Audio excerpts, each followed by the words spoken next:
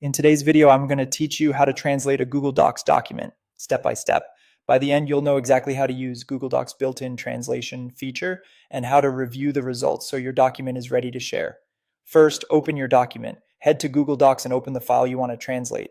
Make sure you have editing access and give the page a second to fully load so all menu options appear. If your document includes images or special formatting, don't worry.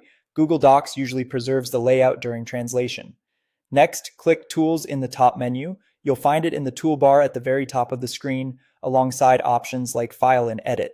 This is where Google keeps many of its advanced features, including the translation tool we need.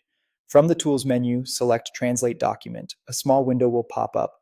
This is your control center for creating a translated copy without changing your original file. Now choose your language and name the new file. Use the language drop-down to pick your target language. You'll see a long list, so scroll or start typing the language to find it quickly.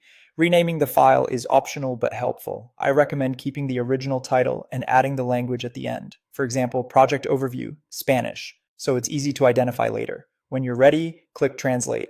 Google Docs will create a new document and open it automatically in a separate tab. You'll notice the text is translated throughout, and most formatting like headings, bold text, and lists should carry over.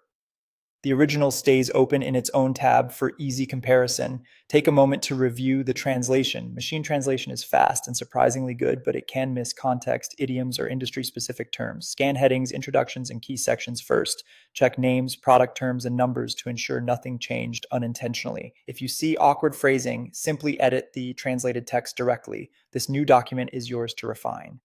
Google Docs may also underline possible spelling or grammar issues in the target language, which can help you polish the final result. A quick note before we wrap up.